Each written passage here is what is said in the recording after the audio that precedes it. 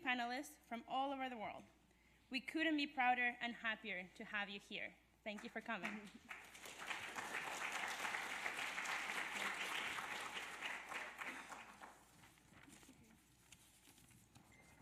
So, in light of the latest IPCC report and the need to limit global increases in temperature to 1.5 degrees, there is a deep sense of urgency. Climate change is not something far away in the distant future. It is happening now. And that is something small island states and many agriculture-based communities and other vulnerable communities around the world already knew. Those who are most affected by climate change are also those who least contributed to the crisis. Yet governments and vested interests around the world are dragging their feet, hindering progress, and putting themselves first. NDEL will seek to explore current challenges and how law and policy can be powerful tools to shift this reality. We really hope this multi-level event creates an opportunity to talk about themes in international law and domestic environmental law across the world, as well as local climate justice organizing and the importance of interdisciplinarity. We will begin with inspiring words from Ms. Elizabeth Jean-Pierre of UPROS and the Climate Justice Alliance, followed by a discussion about equity in international climate negotiations. Then, our cross-cutting breakout panels will feature the importance of indigenous voices, intergenerational justice, the threat of climate-induced migration, the added impact of incarcerated people, the benefits of climate action to public health, the rights of nature, as well as equitable climate mitigation, resilience, and adaptation strategies. Lastly, we will explore how courts around the world are addressing climate issues, and we will close with the Human Rights Commissioner of the Philippines, Roberto Cadiz, who approaches climate change as a human rights violation. We are very grateful for the support of the Yale School of Forestry and Environmental Studies, of the Yale Law School, of the Environmental Protection Clinic, of Mr. Ken Raisler, Mr. Joel McDougall, the Macmillan Center, the Center for Race, Indigeneity, and Transnational Migration, the Shell Center for International Human Rights, as well as our faculty advisor, Josh Galperin. And we'd also like to express our gratitude for all of the Yale staff that has supported us through the thick and thin. To our panel organizers, moderators, panelists, and volunteers. Thank you. Finally, we're very grateful to all of you for joining us in making global climate justice a priority. We sincerely hope the discussions today will inspire you and catalyze action. As you listen to the panels today, may you reflect upon the role you play in maintaining and/or challenging the status quo. We hope today will push each and every one of us to strive for better, more inclusive tomorrows. Without further ado, we will introduce our first keynote speaker to kickstart this event. Ms. Elizabeth Jean-Pierre is an internationally recognized Puerto Rican attorney of African and indigenous ancestry and environmental climate justice leader who is executive director of UPROS, Brooklyn's oldest Puerto Rican community-based organization. She's also the co-chair of a national alliance called Climate Justice Alliance. Her award-winning vision for an intergenerational, multicultural, and community-led organization is the driving force behind UPROS. She's a long-term advocate and trailblazer for community organizing around just sustainable development, environmental justice, and community-led climate adaptation and community resilience. Will you all join me in welcoming Ms. Elizabeth Jean-Pierre?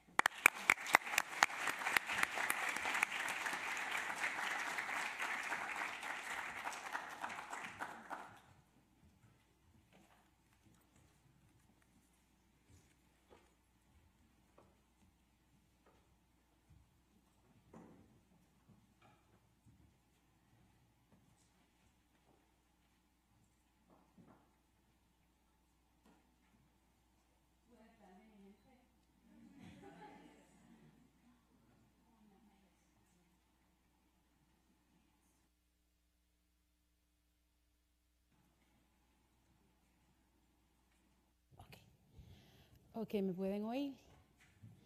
All right. Well, listen, thank you so much for inviting me to share my words with you today. When I was sitting, listening to the compañera speak, I was reminded that the climate justice movement is led by women. We are a leaderful, intergenerational grassroots movement. And the leaders throughout the country and in our communities are mostly women of color. I also was really heartened to see the word justice because there are a lot of folks who think they understand what justice is, and are not. They are climate missionaries. They are climate colonizers. They are people who believe in climate change but don't know how to support the grassroots and really come in with the solutions and helicopter in to tell us what's in our best interest. I'm co-chair of the Climate Justice Alliance, and it is an organization of more than 68 frontline groups from Brooklyn, where I come from, in Sunset Park, to California, to Oregon, the Gulf South, and Puerto Rico. We are a network of and have groups from Indigenous, African American, Latinx, Asian Pacific Islander, and poor white communities living on the front lines of climate change, as well as the dig, burn, drive, dump industries causing the crisis. Our communities, the communities least responsible for creating climate change, are the ones that are going to be most impacted by climate change. And we have been hearing this language about climate change being the largest existential threat in history. And I've been sitting with that language. That language has been bothering me, and I didn't know why until I started thinking about this talk today. It was bothering me because I kept hearing it is the biggest existential threat in our history. And I thought about my grandmother. My grandmother used to take care of me, and she had this rocking chair, and I'd sit on the floor, and I'd listen to her stories, and she lost 7 of her children died from hunger and disease as a result of U.S. colonization in Puerto Rico. She had been moved out of an agricultural space to an urban slum and into dire poverty, and they died because of U.S. extraction. So when I think about the biggest existential threat, I think about my ancestors, I think about the people who died coming through the Mid-Atlantic Passage, and I think about the indigenous people in this nation, about the Maoris, the Aboriginal people. I think about all of our folks who throughout the entire world and the global South have been going from generation to generation to generation, enduring extraction, the extraction of our lands and the extraction of our labor, the fact that this nation right here was built on the extraction of our peoples. And when I think about environmental justice, I think that environmental justice didn't start 20 years ago or 25 years ago when people started writing about it. It really started in the slave quarters when people had access to the worst food, had the worst land, the worst treatment. And so here we are, so many years later, and trying to deal with the fact that the IPCC report basically said that we have about 12 years to go before we get it right. So what are some of the things that we're doing? I mean, in my community, just yesterday, we launched the second community-owned solar initiative. We launched the week before the first community-owned solar cooperative in the state of New York. And we're a small grassroots organization. So as we're toiling and as we're doing all of that, I also heard this week, and I bought like numerous notes. Of course, I never read them, and then I just go off in my head. And I'm sorry about that, but I live in a spiritual place all the time. Of about 4 different organizations that are meeting all over the country to decide how they're going to descend into our communities. And so we've had conversations with them, and this is really important to you. It's important to you because if you're in this room because you care about climate change. How many climate deniers in the room? All right, because you know I don't talk to them. I don't engage them at all. So you care about climate change, and you're concerned, and you feel anxious.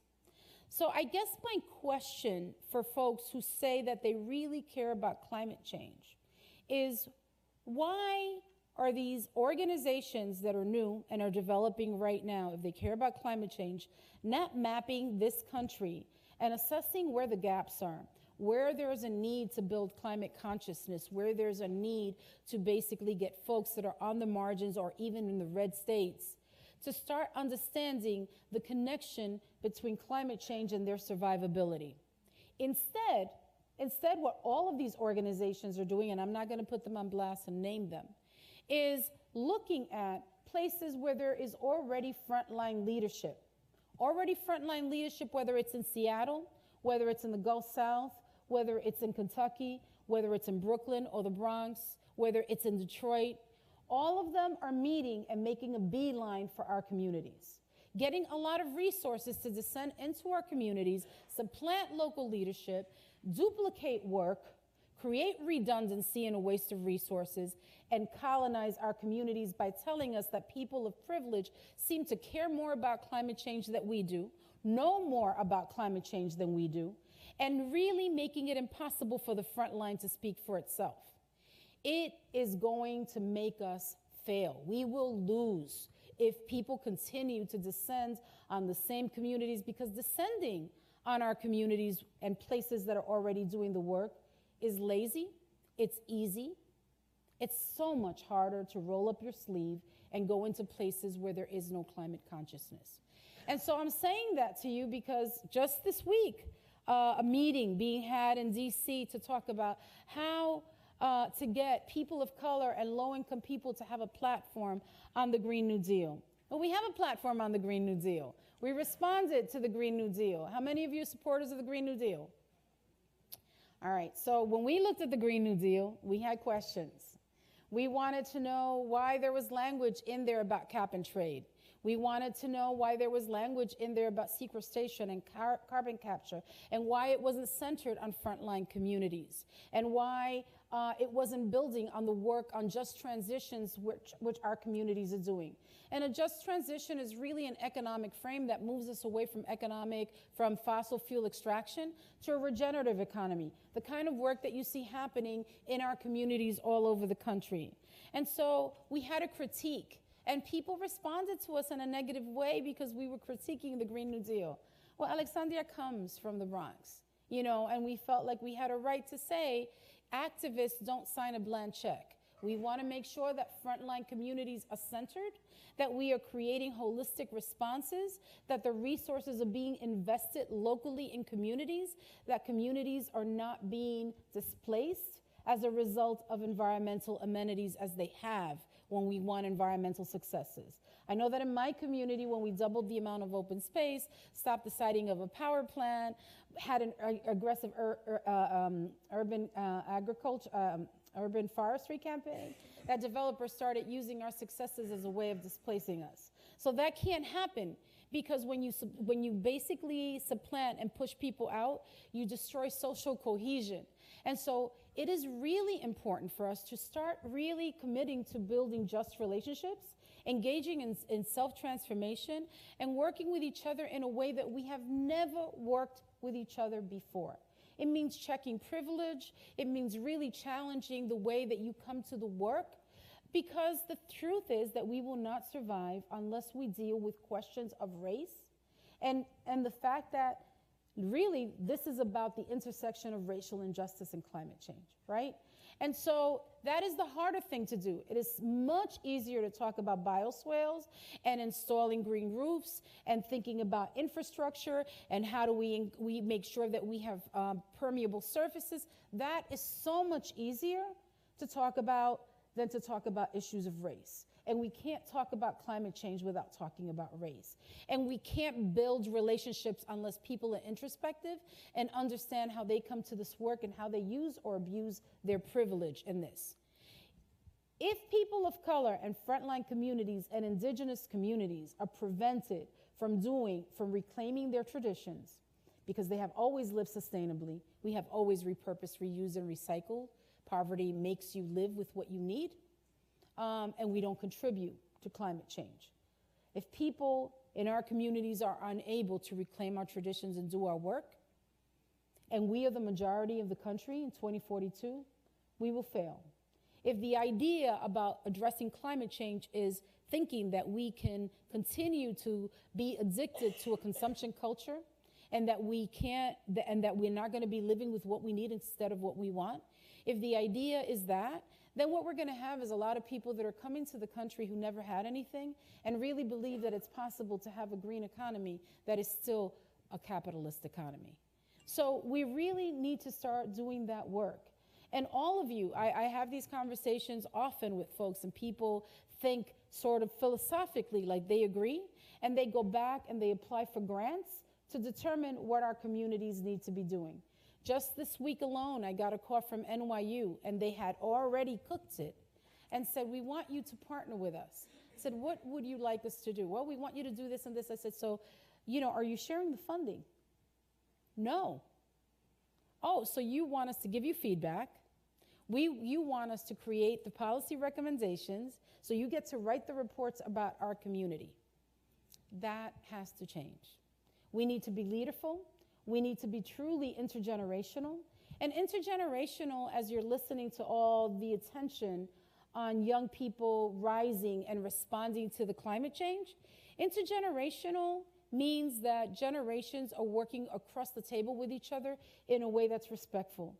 Our communities have always been intergenerational. I'm talking about people of African and indigenous ancestry. We learn across generations from each other.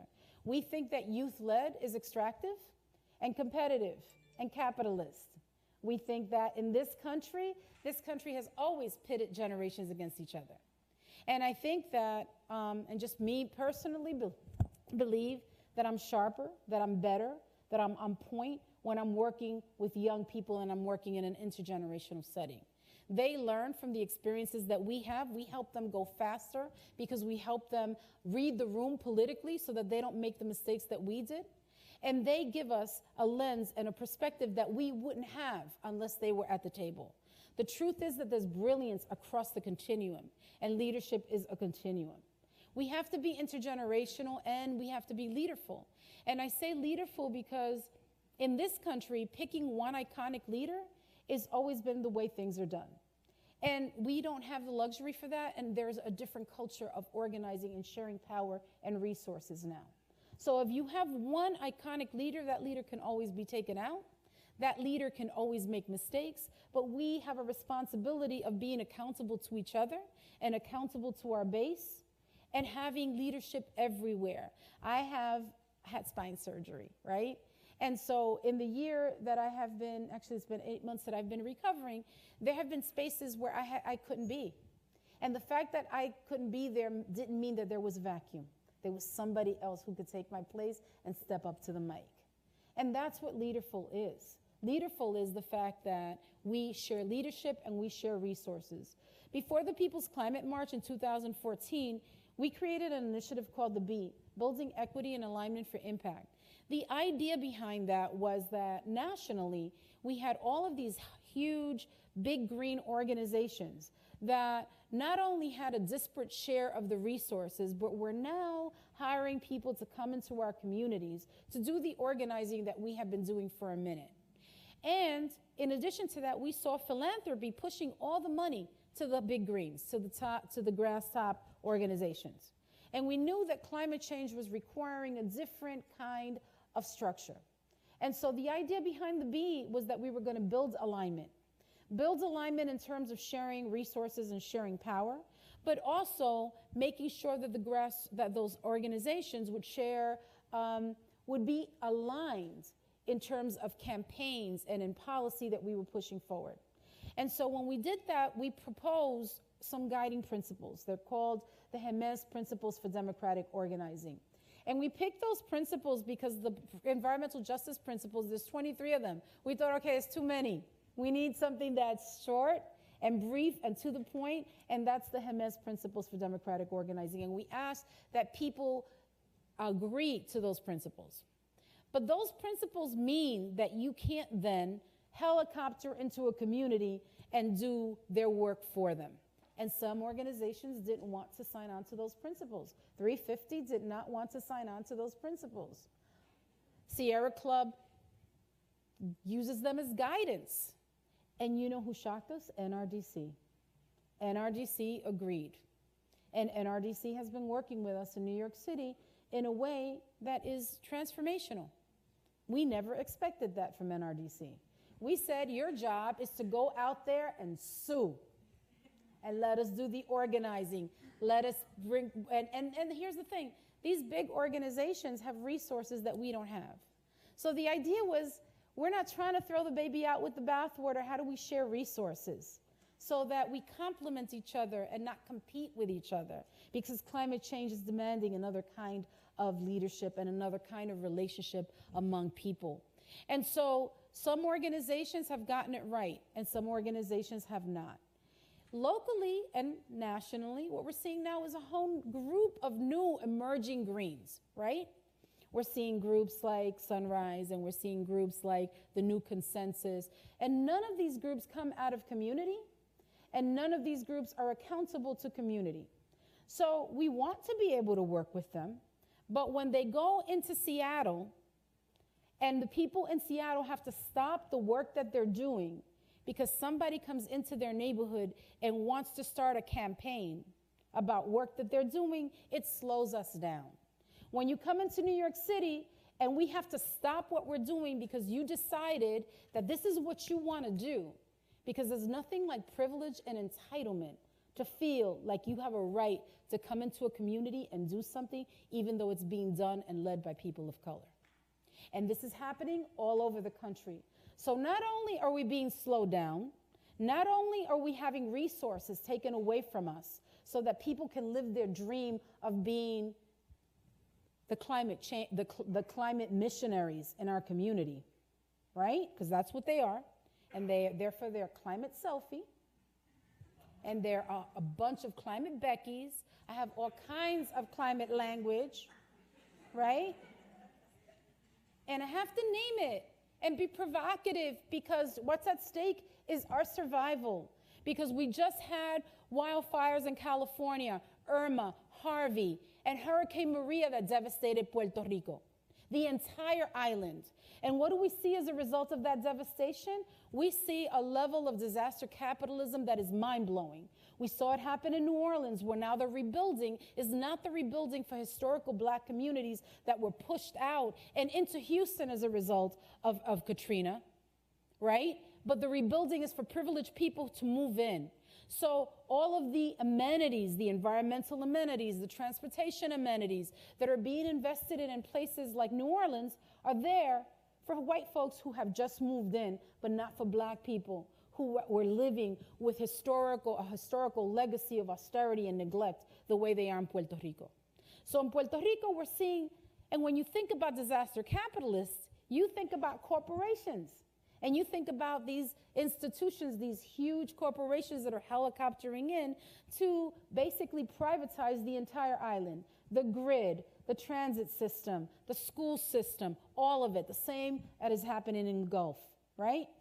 But it isn't just them. It's also the big environmental organizations and the think tanks that are coming into Puerto Rico to tell people in Puerto Rico what's in their best interests.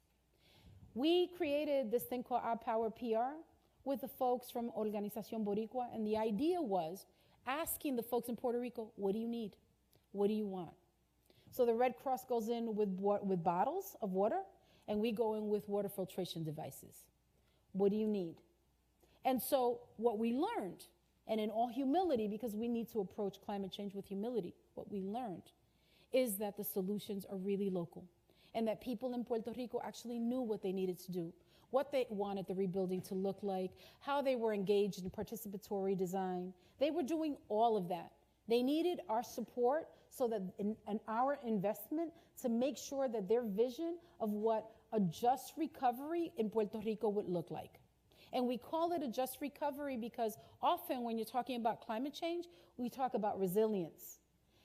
For communities of color, resilience, the definition for that word is bouncing back.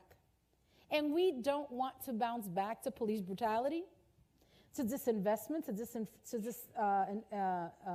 enfranchisement. Okay, my bilingualism is not working right now. To having poor housing, poor education, ICE. We don't want to go back to that. We need to move forward. So we need to think about how climate change and disaster results in what we call a just recovery, which is moving forward and leaving the community stronger and providing the resources at the base so that they can come back in a way that's stronger. So all of this means that if you are a professor or a student, I just want to say that we had all of these graduate students calling saying, I want to go to Puerto Rico because I want to do my paper on this. I'm doing my thesis on that. Then you're a disaster capitalist. If you think that you're going to go to Puerto Rico in the middle of disaster where Close to 500,000 people will be evacuated because FEMA's not rebuilding but emptying out the island, right? I am a descendant of extraction. I was what was called, my family was called excess population. And we were pushed out so petrochemical industries can take over the areas that our communities lived in, right? So these people are being pushed out of Puerto Rico, and the suicide rate is up by 55%. There were 23 brownfield Superfunds in Puerto Rico when Hurricane Maria hit. So there is contamination all over the entire island. People are still suffering, even if it's not in the news, and graduate students want to come in so they could do their thesis. So I want you to think about that. And if you're in a university setting and you have resources, what you should be doing is calling the University of Puerto Rico and asking, how can we build a relationship with you so that we are supporting the work that you were doing and investing in the work that you were doing so that we are not competitive, so that we are collaborating with you. What do you need? If you care about food sovereignty, you don't have to come in and say, hey, we're going to come and build this over here. Ask the farmers, how can we support you? If you care about finance and governance, how do we create community-owned solar initiatives, and how can we create cooperatives so that people in the community own the utilities? There is a lot of expertise in the room, and I use Puerto Rico as an example because it's the most recent, because we know that in 2012, I think it was 2012, 10,000 Filipinos died because of an extreme weather event. And we know Yemen is in trouble and Bangladesh is disappearing. We know that this problem is global. And we know that it's going to continue to grow. And what the IPCC report did was it made people freak out. And they felt like, oh my God, the end is near. Let me descend on these communities. And a lot of money was thrown at these organizations. And they didn't pause to ask, how do we do this in a way that's honorable and respectful? And how do we support people instead of supplanting them? So when the Green New Deal came out, it was a grass tops created plan, right? Because we know the original New Deal did not help Black people at all. So we had a lot of questions about anything that is created at the grass tops, in particular because the people who created it knew that the Climate Justice Alliance existed, knew that we had a plan for just transitions that came out of a movement space from all over the country where we were accountable to each other. They knew that the work was being done, but the combination of the urgency, their capitalist tendencies, and their privilege moved them to run to the front without engaging community first. And so if you continue to do that, first let me just say that that's real old school. It doesn't matter how old you are. You could be 18 years old. And if you use an extractive, competitive, top-down process, you are honoring your ancestors. We're going to honor ours. And we're going to resist. Because our survival, it's our survival that's at stake. But if you're willing to share resources, and if you're willing to be part of a leaderful community, and if you're willing to share power, and work in a way that is fundamentally different, then we are so happy to work with you because we're not prideful people. We want to be in community with people who are about it and people who have the skills and access to resources that we might not have. We're not prideful. It's our survival that's at stake. But what we aren't, and what we are doing, we are decolonizing. And because we're decolonizing, we can't have new masters. And we do not believe that people who have had generations of more education than us are smarter than us. We don't believe that. We have done remarkable and are doing remarkable things with limited resources, having to deal not just with climate change and environmental racism, but police brutality and displacement in our communities, dealing with ISIS, dealing with all of the things that our communities are faced with on a regular level. We are doing that every single day. In my organization, and if you saw how small our organization is, you would not believe what we have been able to do. Not just double the amount of open space. We sent 4 young people to Antarctica on scientific expeditions, 2 to the North Pole. We hold the largest gathering of young people of color on climate change in the country. And there's like 5 of us, 5 badasses, right? And we're intergenerational. Our lead climate justice organizer started with us when she was 12 years old. One of our board members started when he was 14, and he's now getting a double master's at Cornell. So we are meaningfully, because intergenerational, by the way, doesn't mean creating a youth program and say, let's find out what the young people think and patronizing them, like they did at the climate hearing recently, where they were so excited that there was a 16-year-old speaking. Intergenerational means that there is a perspective and a brilliance and an analysis that someone who's 15 has that you might not have, and honor that. And they have to honor you in the same way. It is a relationship of respect. In our organization, we have a 17-year-old who was one of the leaders of the last People's Climate March in DC recently. She's 17 now, all right? And that was 2 years ago. So it is really challenging everything that we know, and systems that were created to basically create silos, and think about it differently.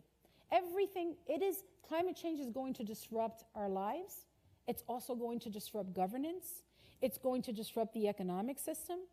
And we have a tendency to put all our eggs in one basket. So in our communities, for example, for those of you that are people of color, we always go to EPA for all of our solutions. And I'm saying, you know what? No.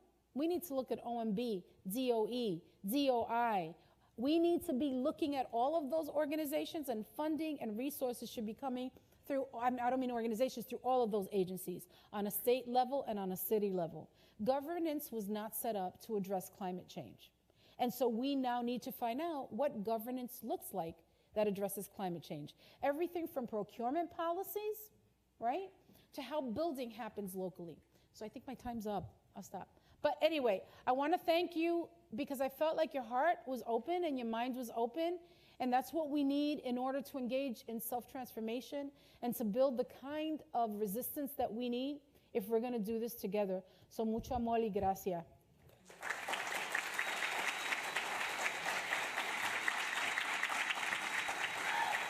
Thank you. Thank you. Thank you. Thank you.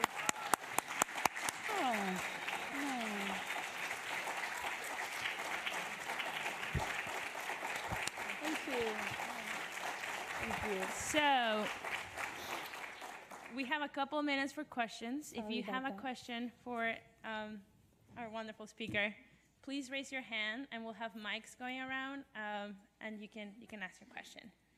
And we have the first question over here. And 1 second.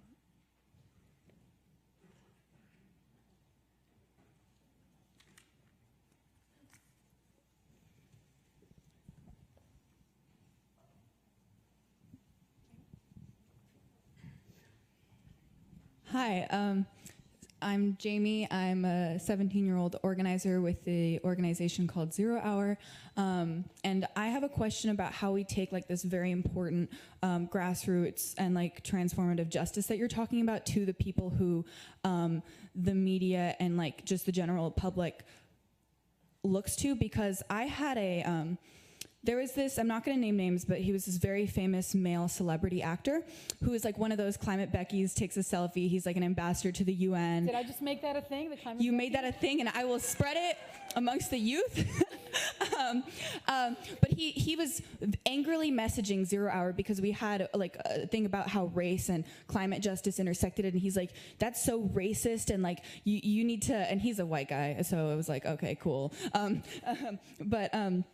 But he was like, he pretty much said, I'm not going to support your organization anymore because you're distracting from the real issue of climate and you're trying to tie in race to it, and I can't support this Marxism anymore, so bye.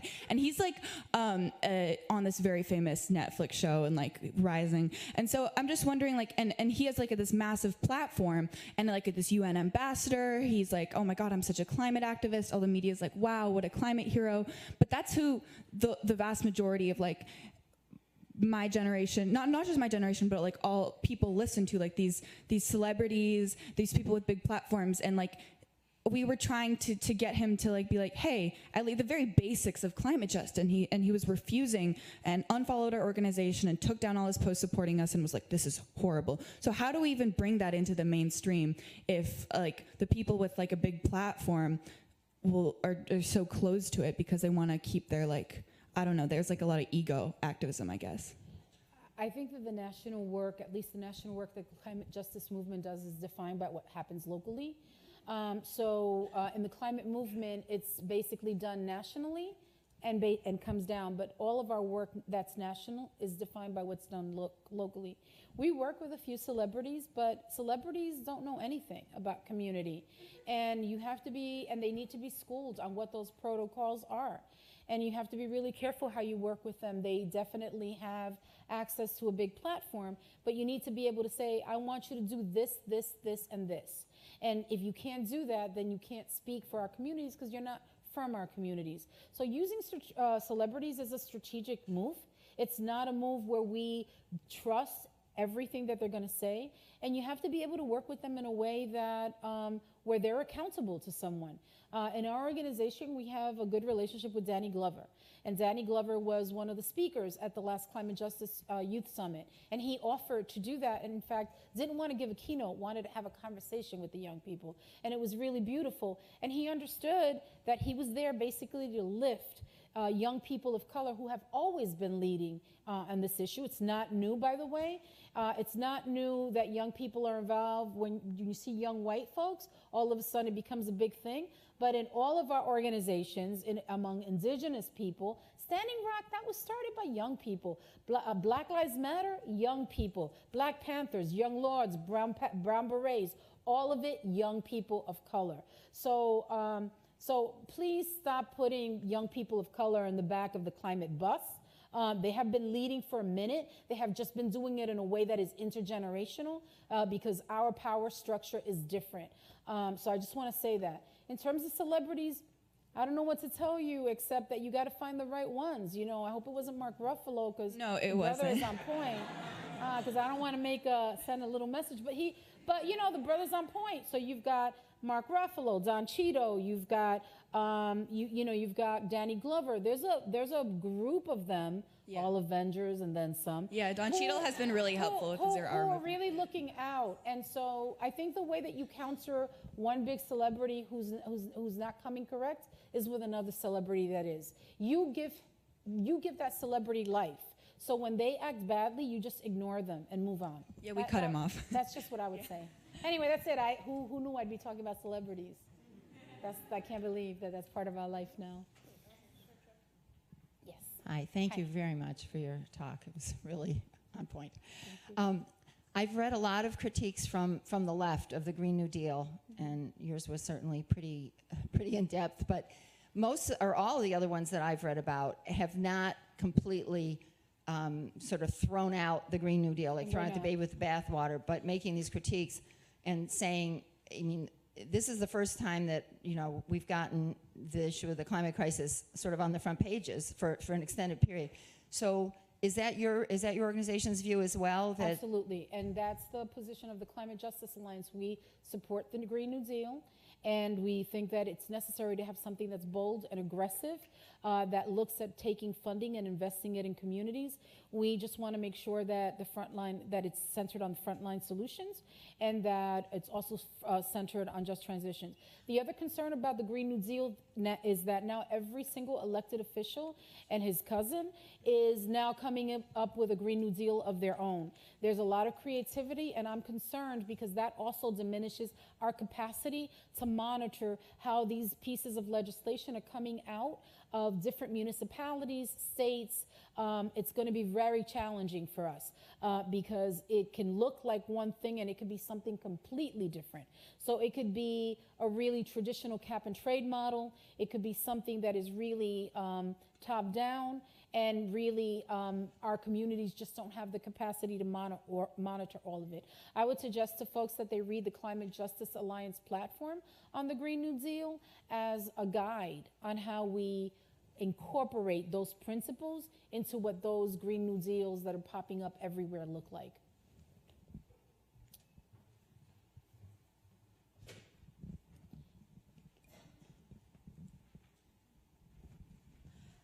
I have a question about raising prices of gasoline because I think we're not paying for the negative externalities of them. But on the other hand, I think the people that would be hurt are the people that are not privileged. So I wanted to ask what your opinion is on that. So when I think about gasoline, I think about the fact that this country invests all its funding in expanding highways and not in mass surface transit. And a lot of our communities, you know, when you're in New York City, you've got the subway, you've got buses, although we may not have the subway for long because we know that Sandy basically inundated the subways. So we've got this old infrastructure that was not created for climate change and that has been crumbling for a really long time. So I think that, what we've been thinking is that there has to be an investment in mass surface transit because mass surface transit also has the ability of moving in and out of space in a way that maybe a streetcar can't, right? And that we need to basically get people out of their cars and into these vehicles. Mm-hmm. The other thing that concerns me sometimes is that people make judgments about families that have a lot of children and have to have access to cars. Like I drive now, and I've been driving because I have a disability, and I get treated badly by cyclists who don't see the brace on because they basically move through space with a lot of arrogance, thinking that they're the ones that are going to save the planet when we really need to be able to share space with each other. So I don't have the answer to your gas problem, except that I can say that instead of 80% of the funding going into expanding highways, we need to put 80% of the funding into increasing mass surface transit to connect communities that are in transit deserts. The brother over here has a question. I also want to make sure, to be honest, that some folks of color ask a question. It's really important to me. I was at the University of Michigan about 2 weeks ago, and not a single young person of color asked a question and then came to me when it was over. I need for you to be living in your power. So I need that. My spirit needs that. We need for you to live in your power because you have it, because you exist. You exist because our people survived.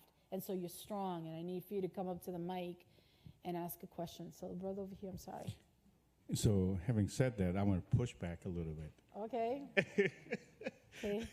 Okay, so as somebody who works a lot in New Haven and trying, like I belong to Yale, I work in the community, I work in, New Haven Public School and so on. So I can go to different places. You're a New Haven resident? Yes. Okay.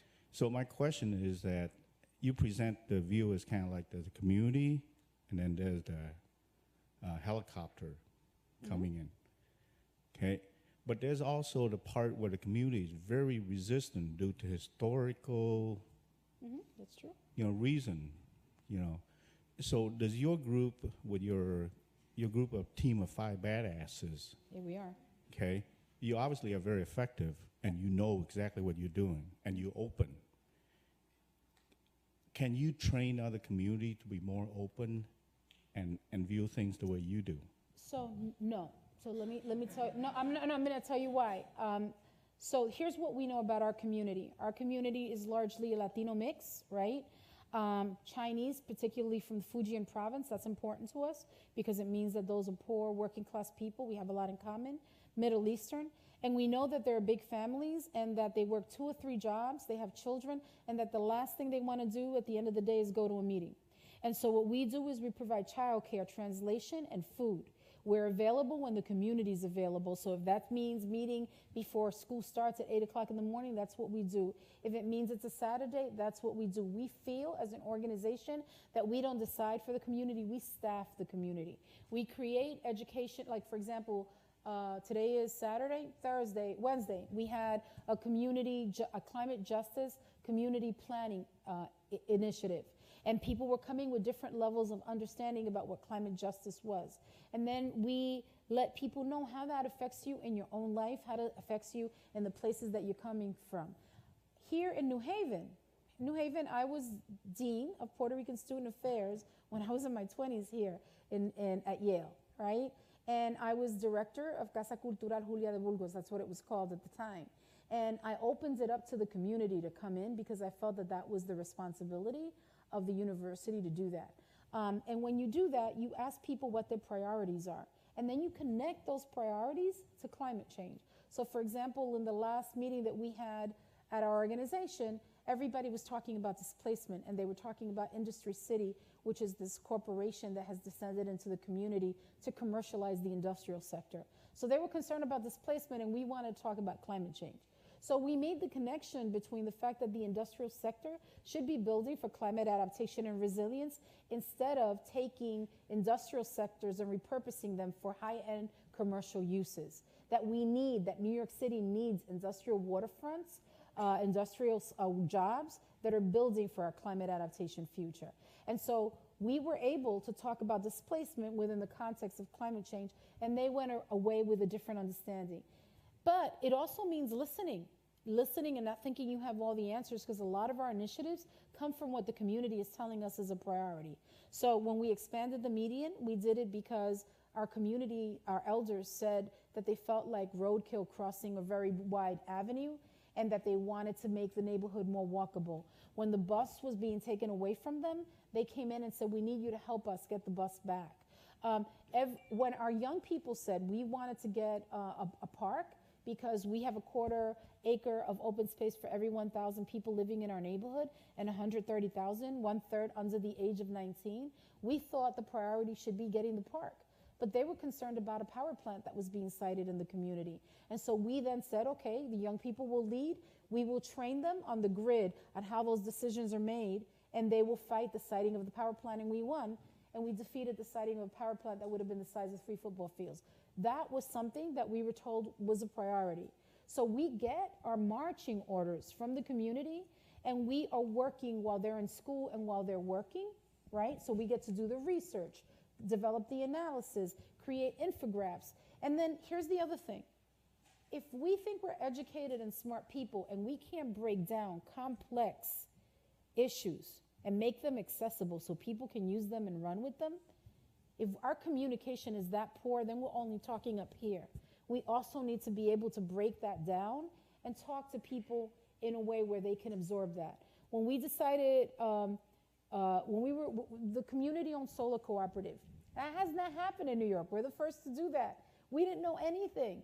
We didn't know anything about finance. We didn't know what governance would look like. We're still learning it as we go along. And so as we're learning it, we're asking folks to document the learning so that then it could be duplicated and we can get better at it. It's also accepting what you don't know and being honest about that. Climate change is something that there are a lot of more questions than there are answers. And so you have to approach it with humility and consider the fact that people in community are experts. Let me tell you one more thing that people in community know. People in communities know how to grow things and how to make things. They lost those traditions when they decide, when people become American, all of a sudden, you know, I don't know if you remember when we were kids, we would go to the cobbler to fix our shoes, and we only got new shoes when it was Easter or back to school, right? Now, you got 100 pairs of shoes. Maybe you don't, but I do. But, right? Because that's changed, so nobody knows how to fix the shoes anymore. But people in our communities know how to do those things. So it's also finding out what is the skill set, and how can that skill set become a center of how we engage in building social cohesion and developing climate consciousness. Also, you need to have some ground rules, because in every group that you bring in the community, the most privileged person has all the answers and answers every question and has a lot of really long opinions. And so you find out that as the meeting is ending, that's when poor people and people of color, and I say poor people because I come from that, economically poor, that's when they start talking. And so you need to create some ground rules. We use the Hermes principles to make it so that people check their privilege, and people who literally, so you're leveling the playing field and allowing the people who've been silenced for generations be able to speak. So there's a whole lot that's involved, and we're turning this into a workshop now. But I just wanted to share that there's like a lot of little things that you can do, and you'd be amazed by how your organization becomes transformed by the brilliance that is in community. So any other questions? Can I call on folks, or are you going to do? You do that. I'll let you do that. Sorry. Sorry, we only have time for one final question. Okay, sorry. So you can choose. I'm sorry. Yeah, sorry. Hi, good morning. First, thank you for all of your words of wisdom. They're extremely inspiring. I'm from New York City, so it was wonderful to hear everything that you shared. And you just mentioned we need to get our marching orders from the community.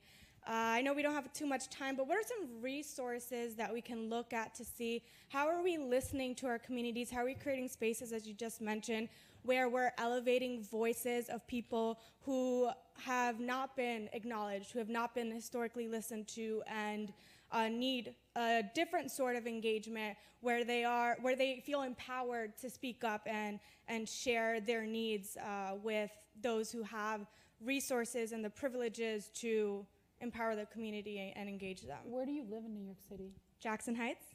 Okay. So there's an organization in Queens called Chaya. It's a South Asian organization, but they're part of the New York City Environmental Justice Alliance. And the reason that I tell you that is that the first thing that people should do is sort of map the community. Who's there? Instead of saying, oh, I'm coming out of school, so I want to create a nonprofit and I want to do this. Right. So who's there? What are they doing? And how can I add value? And it could be that you become part of the organization, or you could become an intern or a fellow, or you can just volunteer. We have a lot of volunteers. You know, for example, at our organization, DSA New York, DSA New York comes into our work in a very respectful way. They didn't always in the beginning, and we had a lot of conversations about it, a bunch of white guys like 6 feet tall and above, and, you know, like real big, right? But coming in with heart and an open mind and wanting to figure out how do we support frontline communities in a way that is strategic, and we use our resources to do that. And so they volunteer for a lot of our things, and they make it possible for us to amplify our work and expand our bandwidth. And so those are the kinds of things that you can do. And every state has organizations like ours. We're not unique. I'd like to think that we are, but badassery exists all over the nation, and it's called the Climate Justice Movement. And it's frontline led, and mostly by women, and mostly by women of color. And so, so it really is a matter of like identifying what the groups are. If you told me the Bronx, I would tell you The Point, Nos Quedamos, Youth Ministries for Peace and Justice. You know, so we are all over the country. I think, and by the way, folks know we exist. They do an end run around us because we're in the way of their dream of being our savior. And so this is a different time, and we really are looking for allies. And so there's a way of becoming an ally. So I don't know if we have time for another one. I give very long answers, and I'm sorry for that. Well, actually, sorry, we need to move on because our schedule is pretty full, but thank you so much, Elizabeth. Thank you. Thank you.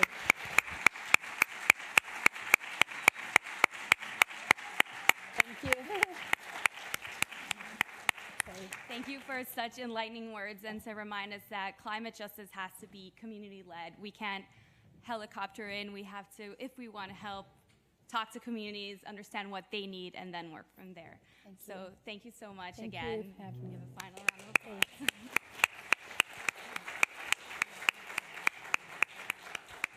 Oh, this thing in here. The next panel will begin in about 3 minutes. We're just going to give the stage a makeover.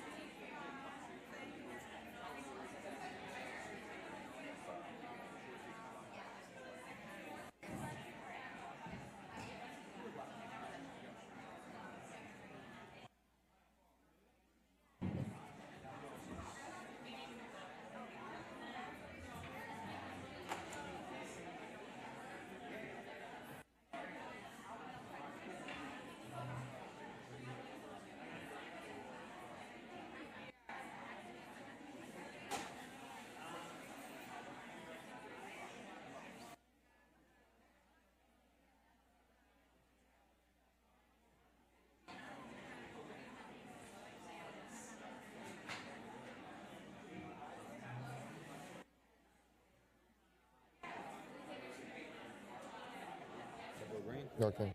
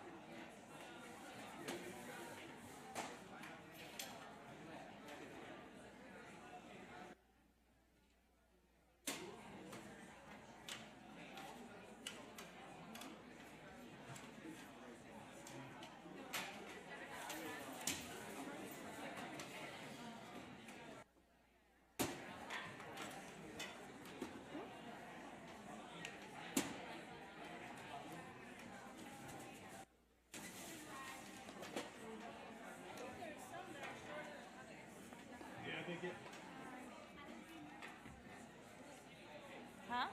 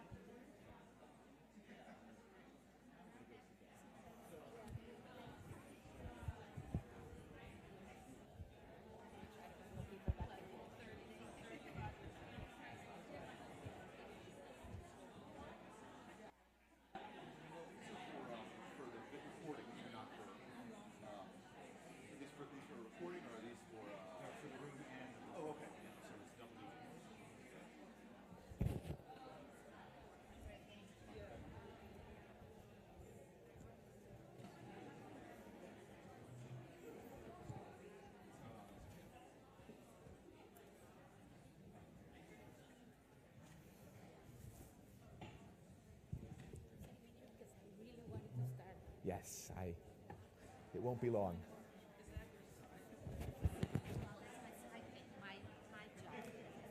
Where are you heading?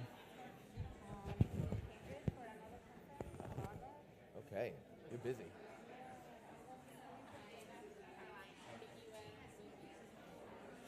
This is life now, just bouncing from place to place, but it's how you get things done. I've heard so much complaining about conferences, and I agree that it's and meetings, and it is exhausting, and each individual one can seem like it's not making a lot of progress. But I really believe that this kind of networking with people and getting and seeing people and getting to know people and getting to say what you care about in front of people makes all the difference in the world. Yeah, yeah.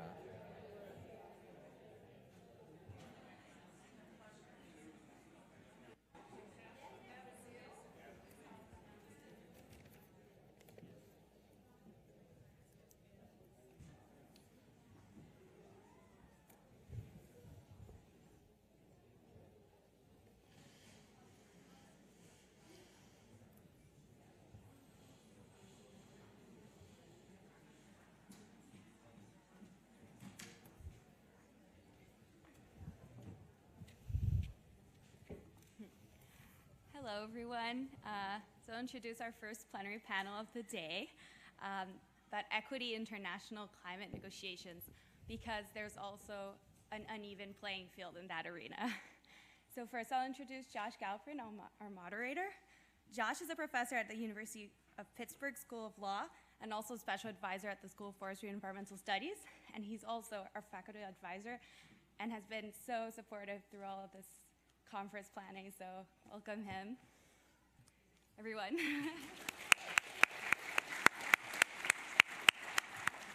Now, give the word to Josh. Thank you guys very much for coming. I wish I could speak for 10 minutes saying how much I love this conference and thank you all for coming, but we have a very large panel here, and I want to make sure that they have a time to say what they need to say and that we get to have a good conversation. So here's how this is going to work. I'm going to just introduce each speaker right before they speak. We're going to go in the order you see us standing here. Because we're such a large panel, I'm going to give each only 8 minutes to speak, even shorter if you can keep it shorter, so that we have plenty of time for questions and a dialogue.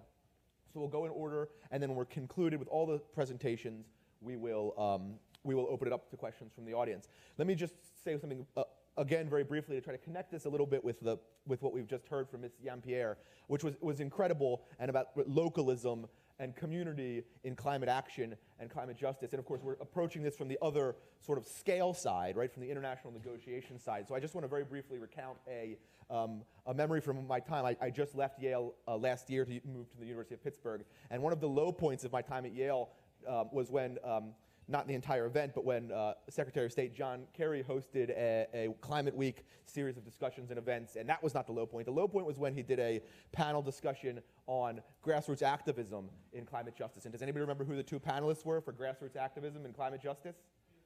It was Leonardo DiCaprio and Secretary of State John Kerry. That was our grassroots activism. And I complained to a lot of people, and nobody wanted to hear me complain about that. And Ms. Yampierre, I think, much better than I could, expressed why that is such a problem. And one of the things people were saying to me was, yes, but climate has to be solved as an international issue. Of course, we need grassroots, but it has to be solved as an international issue. And for that, we need people of the stature of DiCaprio and John Kerry. By the way, both of whom I regard very highly. It's not them, it's just them in that capacity.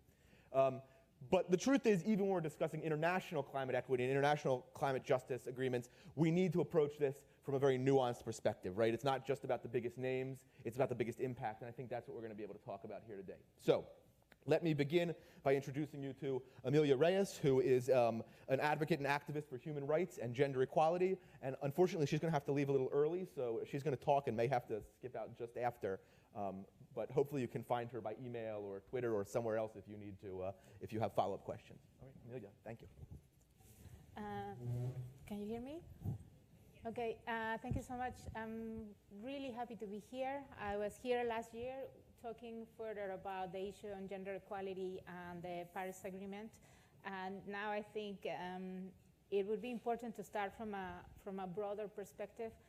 I've been engaged in the climate change negotiations since 2010, but I'm part of the feminist movement, and I've been working with them my entire time, my entire professional life. And I also work in the interconnection between the 2030 agenda, the habitat process, the financing for development process, of course, the Paris Agreement, and the SENDA framework for disaster risk reduction.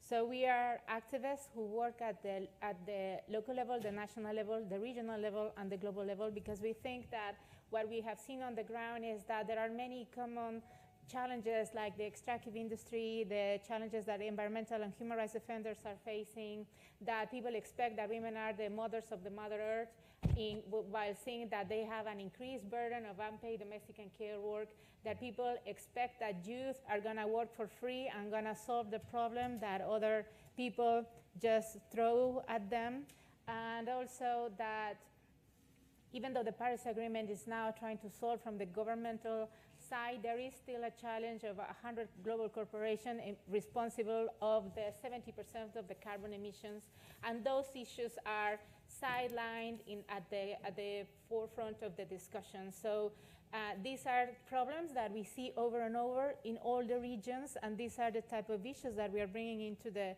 discussion. And I'm just going to say that we are at this point in an alliance between the feminist movement, the human rights movement, the labor movement, indigenous peoples, the youth, the farmers and people working on the production of food, and we are of course environmentalists, and we came up with an alliance to try to include in the human rights and the Paris Agreement framework the Great 8, which is the language on human rights, gender equality, intergenerational equity, food security, just transition of the workforce, indigenous peoples' knowledge, public participation, and ecosystems integrity. And you wouldn't believe the problem that we've been having to face just by each and every one of these issues. And that is because you know that all of these are touching on the most hardcore economic interests. And at the same time, for what we have seen is precisely that the developed countries are the ones that are having the most resistance, even though they are saying publicly that they are the most committed. But of course, these issues touches on their extraterritorial impacts and their extraterritorial commitments. So for instance, that we are also turning now into human rights treaty bodies, and maybe you are aware that last year the CEDAW Committee, which is the Committee on the Convention on the Eradication of All Forms of Discrimination Against Women, they made a recommendation to Norway, because Norway was saying, oh yes, we have achieved gender equality. But their recommendation was like, well, let us know how you are also addressing the fact that by having an extractive industry in the activity in the Arctic, you are impacting the women's human rights exercise of women in the developed world. So let us know how are you doing to counteract that. The same way that they did with Switzerland in 2015, when they were saying, well, yes, but by being a tax haven, you are blocking the capacity of developed countries to allocate the maximum amount of resources to guarantee women's human rights. And well, you know, not necessarily everybody realizes the linkages between illicit financial flows and climate change, but it is huge because, for instance, for $1 that goes to the developing world on ODA, which is the development assistance, $80 come out in illicit financial flows, and Africa is leaving $2 billion every year. Where in the climate finance world, we say that we want 100 billion per year to address the climate change problem. We know that, and we know that what people tell us, that we need 3 trillion to eradicate poverty in the world. We know that in the past 5 years, 8 trillion came out of the developing countries towards the global north. So this is the dimension. There is the money, and we know that no matter how strong we are dealing with public issues and trying for governments to take ownership of their commitments, there is still this global dynamic that is blocking from the effective actions. And we know that however hard the communities are working, if we don't address the systemic issues, we won't meet the targets of the 2030 Agenda on eradicating poverty, and we won't meet the goals that, however faulty they are, that the Paris Agreement are saying that we need to achieve. And I'm just gonna say very briefly that we have been meeting a lot of problems just in Katowice in Poland. almost all of the proposal on language on human rights and gender equality and all these issues that I was telling you, almost all of that was erased from the document. So in the Paris Agreement, we had a huge fight, and developed countries were the ones who were wiping out everything in the operative para. So we only have, that preambular language on human rights and all these issues and just transition of the workforce. And that is only in the preamble. And at this point, when we're trying to work on the operational guidelines for the Paris Agreement, the language is not even accepting references to the preamble of the Paris Agreement, because the developed countries are totally against naming that, because of course you all are aware of the implication of human rights language in a binding agreement, and that's what we are seeing over and over. So now we're also trying to see the relevance not only in having language in the Paris Agreement, but also trying to cross-cut human rights treaty bodies, recommendation, and of course supporting strategy litigation on the ground, and seeing how we can start building a broader and systemic network of legal protections, rather than just trying to fight into one single place, because we are seeing actually that the challenges are extremely big. So you can see there are many reports on the type of language that we achieved. Gender equality, we have been working in that regard since 2010. Human rights has been more recent, so we have a stronger package in language and gender equality, both in the Paris Agreement and in the decision, and now further agreed. And we also have parallel gender action plan. But at the same time, the human rights framework, we have been trying to link it, and I'll let you know that in the just transition of the workforce, we just had a resolution last year in Poland, and they eliminated the language on labor human rights. So it's like, in the document on just transition of the workforce, they eliminated the reference to human rights and labor rights, which is precisely what is happening. Like, we are having all these documents that supposedly are referring to the action on the ground, but they are not willing to link to the existing commitments, or even just to reference in the reporting, the voluntary reporting, the type of actions. And for us, this is really important, because the targets are so ambitious that we are seeing already human rights violations on the ground, as you are already seeing that. For instance, even with the transition towards renewable energy, we are seeing violations again at community level, and the use of land, and also of violation of the rights of indigenous peoples, and on and on. So you are seeing all those things on the ground as well.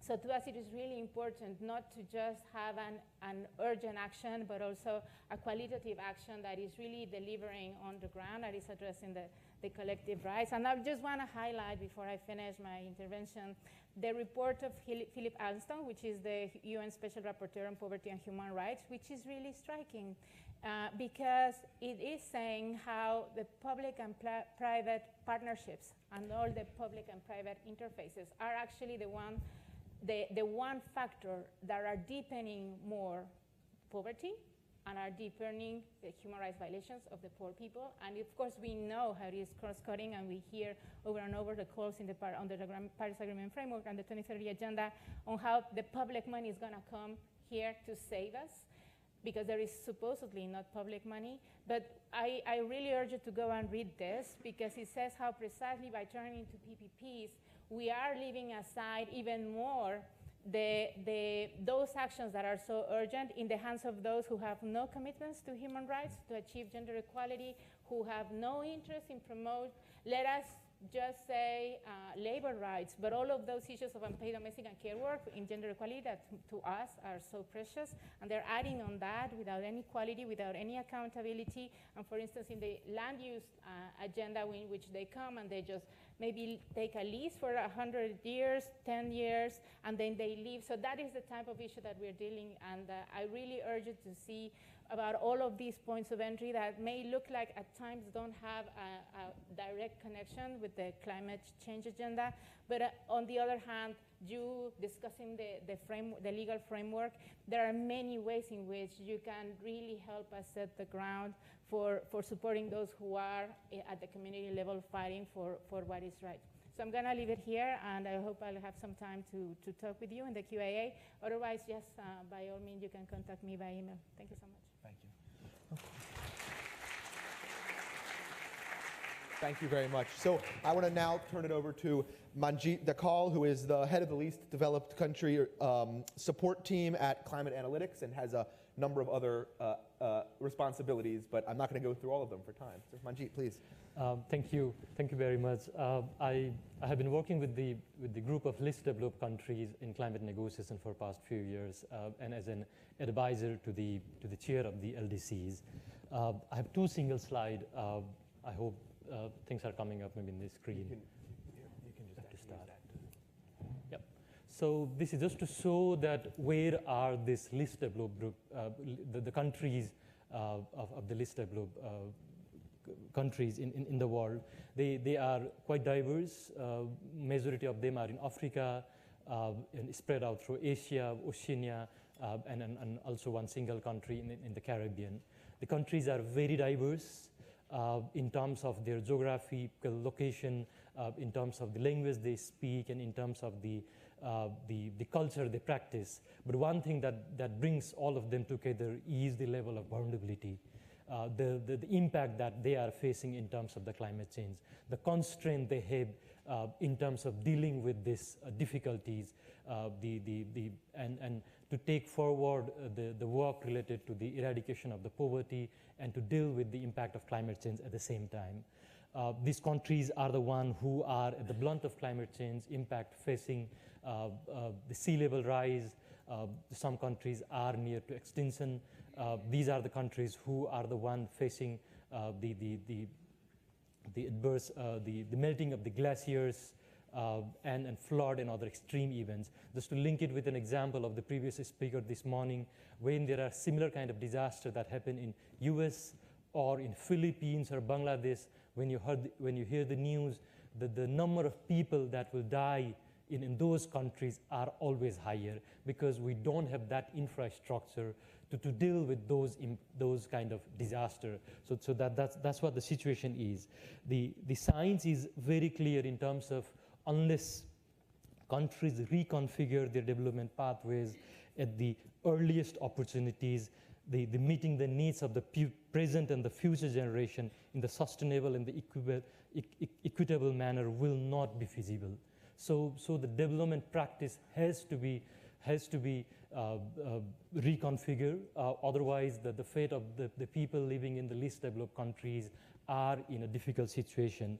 The recent IPCC report and the following the Paris Agreement, the science is very clear that to achieve the 1.5 degree target, it is very important that the global emission has to be peaked by around 2020, and the emission has to be slowed down rapidly to achieve the net emission reduction by mid-century. It's extremely important. It's not only the fear that we are picking from the science, but it's about the matter of the survival that these countries are talking about. It's also very clear that the developing countries and especially the LDCs face the blunt of climate change impact, because they are the countries who are most climate sensitive and also vulnerable because of the economy they have and the infrastructure they have back home. But it has been very clear with the impact that we are facing around the world that no country in the world is immune to climate change. No country in the world is immune to climate change. So I think this has to be realized by everyone, every leaders. But the problem here is nearly the 100 billion people that are there in these 47 countries around the world. They are the one who are often hit the hardest, suffer the most, and have the least capacity to cope with this impact. That's where the situation that we are coming from. At the climate negotiation, the previous speaker had briefly touched about the situation that we have in the climate negotiation. My experience working with the least developed countries in the climate negotiation is these are the countries whose voice are always difficult to be heard. It's because of the capacity constraint that the countries have in terms of sending their delegates to the negotiation. It's the language barrier that these countries have. And it's also the mix of not having the technical, legal, and the diplomatic combination in the delegation, which the countries always be in a difficult situation. But despite of all this, the persistent battle to eradicate the economy, to eradicate poverty and to develop sustainably, this 47 group of least developed countries has been continuously showing the leadership at the international front by presenting the ambitious targets which the countries whose emissions are higher hasn't done as of now in many contexts. One example.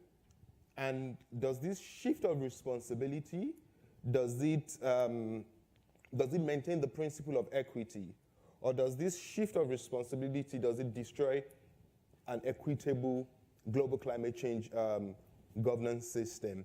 And there's been this gridlock. There's never been an achievement. But one thing that comes clearly from looking at the negotiation and the involvement of African states from 1992 to 2016 is there's need for global cooperation. African countries are very much involved, very much interested. In fact, they're very much needed. But must be one that ensures that African countries are better equipped to receive the effects of climate change, to adapt to climate change. And secondly, they must be able to pursue economic development while pursuing environmental preservation and ensuring that climate change does not affect us all in a very negative way. But anything else that doesn't take into consideration the needs of these countries, that just says, well, it's a global problem, we distribute responsibilities equally, but doesn't take into consideration the history and the needs of this country, cannot be defined as equitable. Yeah, I'd like to stop there and receive questions later. Thank you.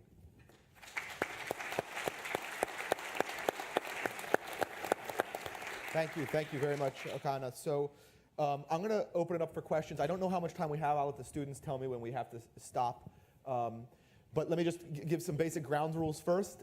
Number one, we want to have a dialogue, so please don't monologue when you ask a question. Make it, as I like to say at conferences, a tweet, not a Facebook post. And I will cut you off if you talk too long. So with that, please raise your hands. Alex. Thank you very much. My question will be for Sue, actually, because I'm really interested in connecting these principles of fairness to practice. Like, how can they really be realized? And sometimes I look at it on paper, looks good. Like, we can find solutions, but then in practice, wow, it's so complicated. I just want to know, what are the prospects to realizing these principles of fairness when it comes to global climate finance, right? So if we just focus on one thing, those $100 billion that we need annually, could that, is there any possibility of using these principles to at least distribute that bit and do one thing at a time, for instance?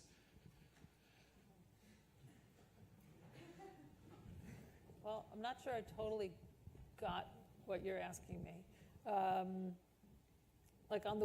finance, I guess, I think my point, and maybe Elkanah's point, is also kind of fairness is in the eye of the beholder. Right? So, for example, the $100 billion pledge is from developed countries to mobilize that amount of money annually starting in 2020, and it goes to 2025. So, and the parties are supposed to get together roughly 2022 and figure out, okay, what happens after 2025? So there's an open issue right now on who should be in the donor pool. And there's a huge fairness issue there, right? Because if you're China, you might say, that's a developed country responsibility in perpetuity, right? And if you're a developed country, you might say, well, that's crazy. First of all, China's is the major emitter and is very wealthy at this point, and they should be contributing to financial, making financial contributions, certainly, if not now, then post-2025, right? So yeah, it's just one example of how fairness comes up, and I think it's not, and you're never going to figure it out based on criteria. You're never going to get agreement that countries with GDP over X amount become part of the donor pool. It's just going to have to be kind of de facto worked out and maybe linked to other issues. Yeah, so I guess that's my response. Do others have any follow-ups on that question? Okay, then we will go back to the audience. Right here in the middle. Yes, you're the one. Oh, I'm sorry. Yeah.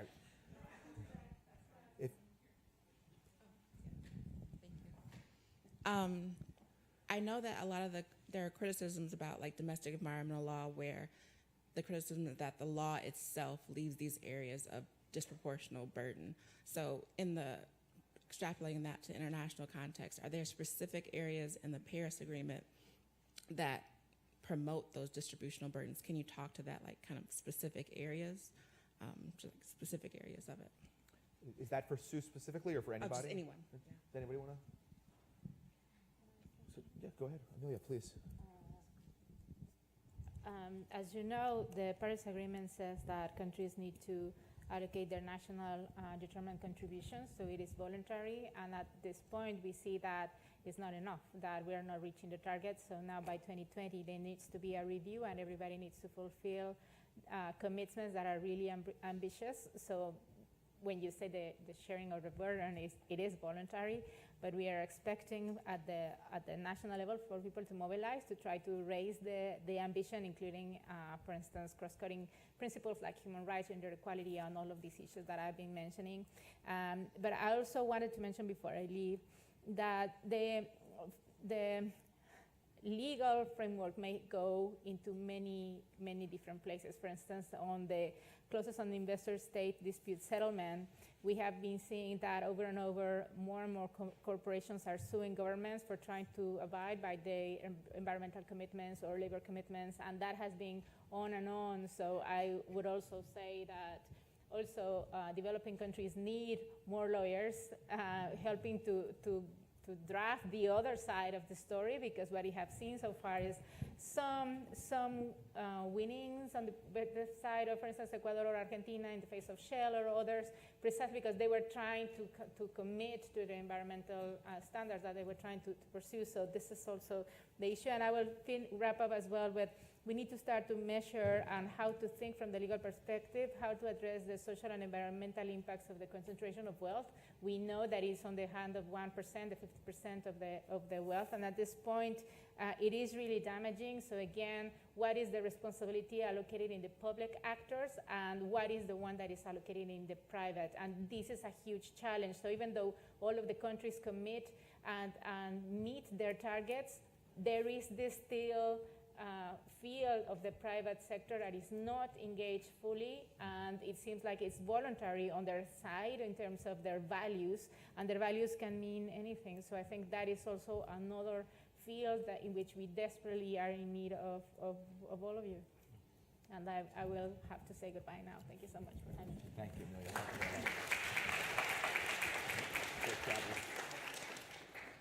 Okay, other questions? In the back here. This is from Manji, if that's correctly pronounced.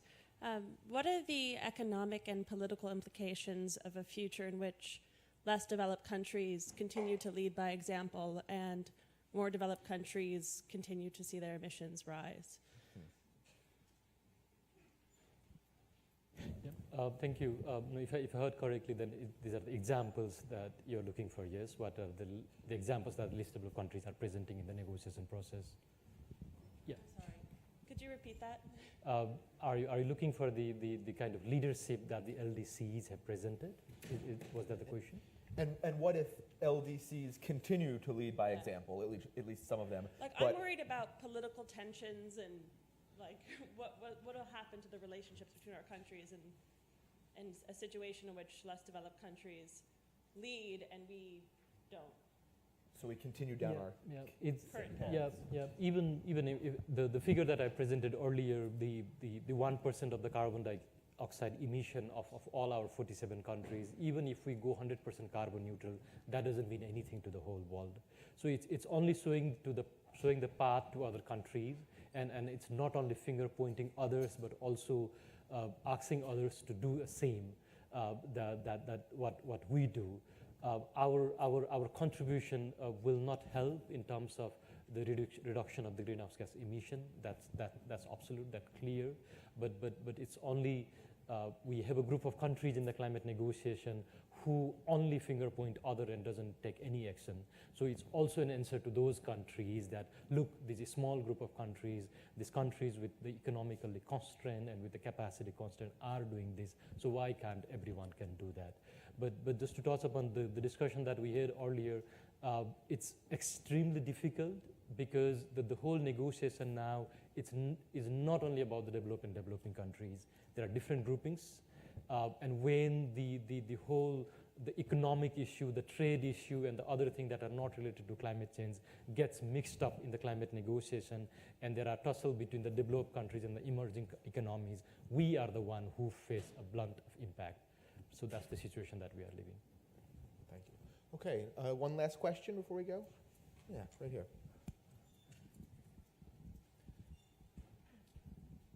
So a few panelists mentioned that we need to address local needs when thinking about designing climate action.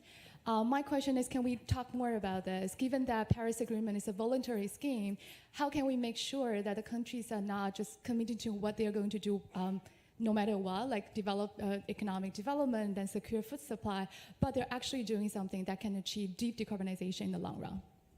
I can take that. Well, I think one thing it's important to clarify is that with Paris, we have the concept of nationally determined contributions. So it's basically that commitments will be taken by the parties themselves on their understanding of how far they can go with regards to mitigation of climate change, right? And once they put forward this contribution to the Paris Agreement, they have to ratify it internally as well, and they will have to eventually turn this into a law. And when it turns into a law, that's where you have kind of binding commitments domestically. So what I'm trying to say is that from that moment onwards, it will be up to the civil society within those countries and the political constituencies within those countries to make sure that these commitments will be really incorporated and it will be really implemented. So we can't really think of the UN and the international setting as the place where you will be holding your country accountable for not complying with the Paris Agreement. You have to do that locally. Other response to that question? Yeah, I can briefly go through it. So when, as Sue mentioned earlier, when we started with the Kyoto Protocol, it was more of the top-down approach. The figures were agreed at the top level, the 5% of average emission reduction, and it was distributed among the developed countries. In the Paris agreements, it's not completely the bottom-up approach. There are some component that helps to say this was a hybrid approach. It is a nationally determined contribution. Country can present, but country cannot present whatever they like.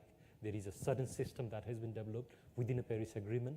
I remember one negotiator saying that it's the nationally determined contribution is not about sending the list of movie that the country will produce throughout the. So it's not only about whatever the apple or the mango or whatever, but there are certain systems. So if those targets that the countries have presented are not enough to meet the goals of the Paris Agreement and particularly achieving the 1.5 degree target, there is a 5-yearly process called Global Stocktake where all these reports will be fed. There will be a global level, the discussion in terms of whether the targets are enough or not, and then the feedback will be given at the global level. And the process keeps on going. So that's where we are. It's not perfect, but that's what it is. Sorry. Yeah, just two additions, I guess. There are 2 points at which the international process is relevant. Well, more than 2, but I'll just name 2.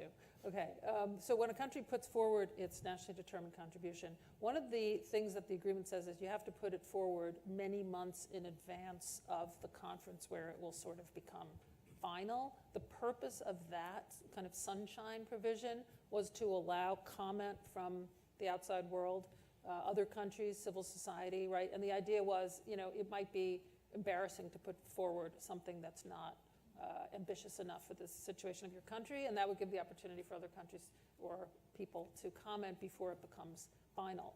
Then, in terms of the actual implementation of the NDC, there's a pretty robust transparency regime, and it was just elaborated and agreed at the last COP in Poland.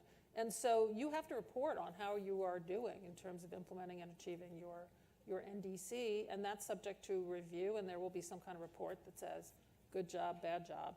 And so it's not I agree that mainly the action will be at the domestic level in terms of holding countries' feet to the fire, but there's also a form of accountability under the Paris Agreement. And then one last thing before we wrap up. So Elkanah, you haven't had a chance to respond to any questions. I wonder if you want to make a concluding remark of some sort. Thank you. I'd just like to comment on something I mentioned earlier about the provision of Article 92 of the Paris Agreement says that other parties are encouraged to contribute to climate finance. There's this thing that we need to grapple with, whether it increases the bracket of people who contribute climate funds, and whether it opens up more opportunity to have the climate funds, better financed and all of that, or whether it actually shrinks the growth. Because it seems to bring out people who could have done something, but now that they feel obliged, they don't want the lights to be on them. Because, I think that's one of the things that led to the national determined contribution thing. Its relationship to more ambitious targets, whether nations would put in more ambitious targets because they know that it's binding, or whether the lack of bindingness will lead them to put in less targets. And that's a gridlock we would always tackle with. But one thing that we must all know is that the responsibility lies in the hands of the people, in the hands of civil society, in the hands of non-governmental stakeholders to hold government responsible, but other than government, to take up more patterns of life and more patterns of production, even in business, that encourages environmentally friendly means of production, environmentally friendly means of livelihood. This is not something that we just leave to the government or international governance to settle out. It trickles down to every level of action, and we must make sure that we take that seriously. Wonderful. Great. So like the climate negotiations, this panel has been international. It is, I hope, equitable and definitely ambitious. So thank you all very much. Perhaps one of the students can come tell us where we go next. We're hoping one of the organizers can tell us all where to go next.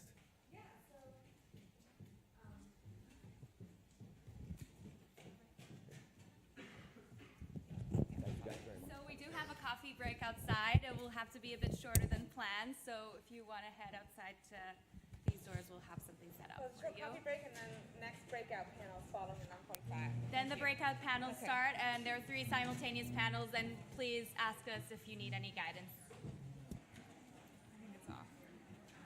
Great.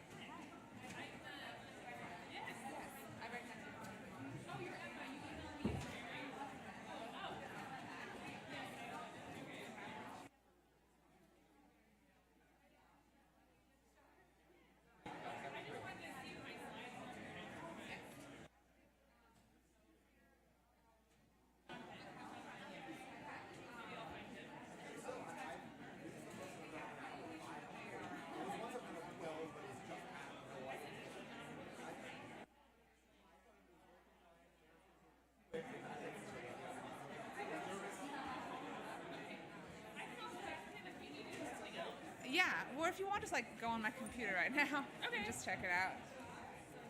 1 second.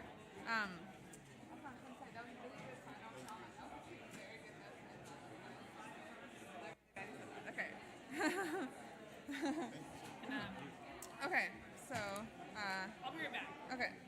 Yeah, I thought most people were sort of brought it back to the audience. Yeah, it's great. I actually hadn't thought about it. Also, I changed your name on everything, but it didn't come up, so that's super annoying. And I wanted to make an announcement. I just have to switch slideshows for. Oh, okay. For the public health one. Yeah. Oh, okay. And We did have a Rebecca a was different wondering message. whether you got. It's her all. slides? Okay, It's all set. on there. Okay, great.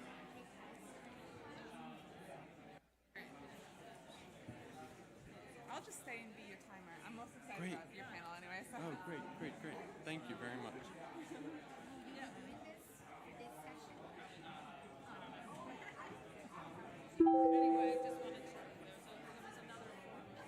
You're Jonathan, Hi. right? Rebecca. Great to meet you. You too. Thank you Thanks for for coming. organizing everything. Of course. I just wanted to. I noticed that. So we're actually for this this panel, we're actually using a different set of slides that I made. That's in as a PDF. Oh, so, gotcha. Oh, really? So I had animations in mind, but I made that's sure. fine. So I made sure that your animation with the pie chart is now 2 separate slides. Oh, okay. So Great. I'll show it to you right now. Okay. Actually, the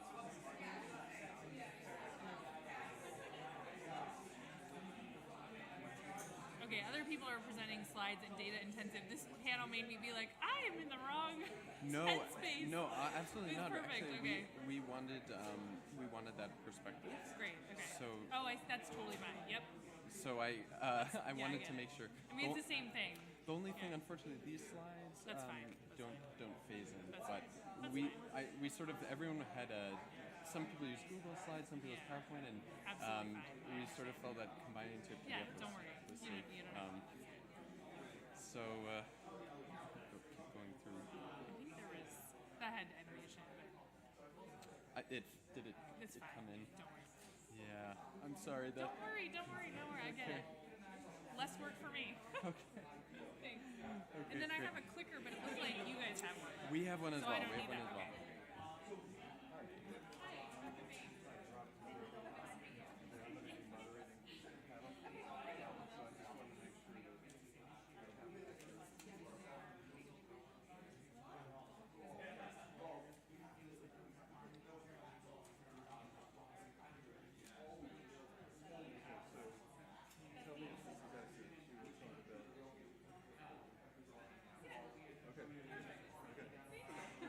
Now I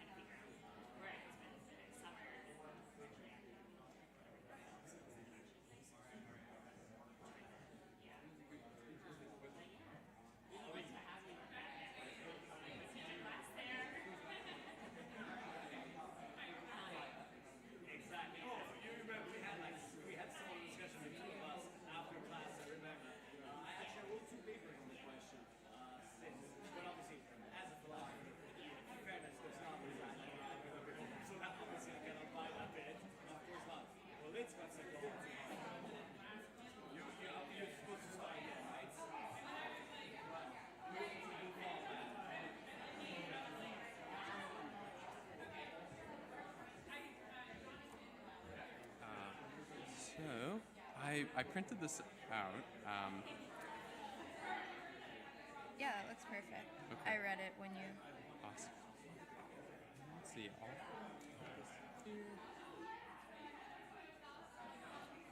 gonna. There we go.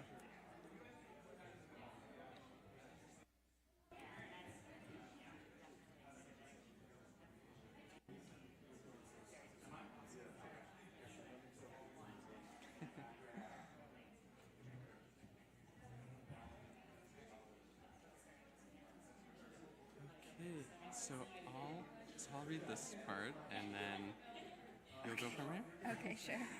And we can also I don't know. Do you think should we cut anything? I guess we could cut this sentence. I don't know. Sure. I think we can get rid of that. Is this the order the slides are in? Yes. Yeah. That's amazing that he got that award in 3 years. Yeah, and that's for the School of Public Health. I think so.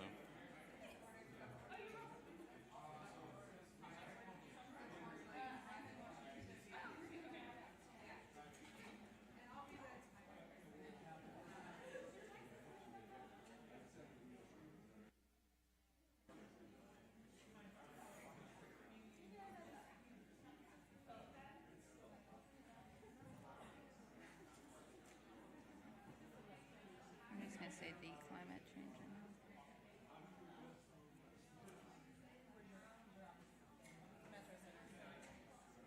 Yeah, that's a good idea.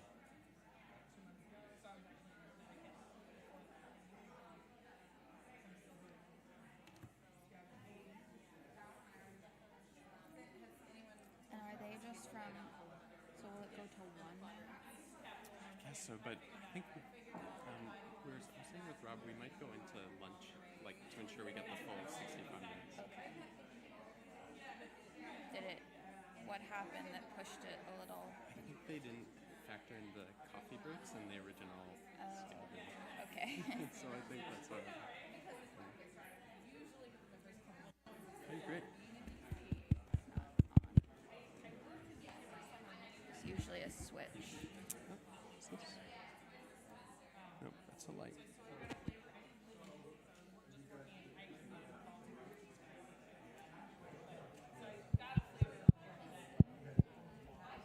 Is this working? I think it's working. That one's working. Good morning.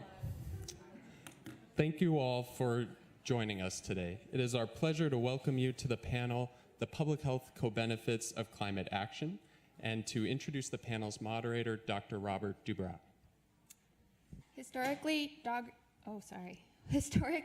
Dubrow's research has focused on the intersection of cancer and HIV, but moved by what he sees as the greatest public health challenge this century, he has committed himself to a new direction of education and research on climate change and health. He serves as a faculty director for the Climate Change and Health Initiative at the Yale School of Public Health and is on the advisory board of Cool Effect, a program that identifies some of the best carbon emissions reduction projects in the world and makes it simple for supporters to donate. He was also chosen by the School of Public Health classes of 2002, 2007, and 2012 to be Teacher of the Year. Please join us in welcoming Dr. Robert Dubrow and our panel.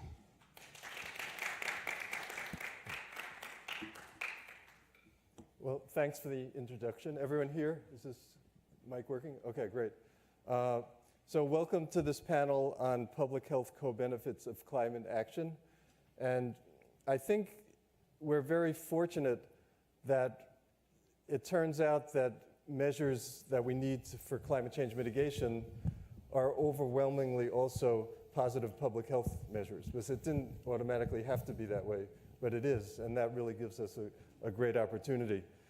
So much so that I would contend that even if climate change were not a problem, we still should be doing many of these mitigation measures, such as stopping burning of fossil fuels in order to prevent air pollution, purely for public health. Also, I'll say I don't really like the term co-benefits, because it kind of implies that these public health benefits are ancillary,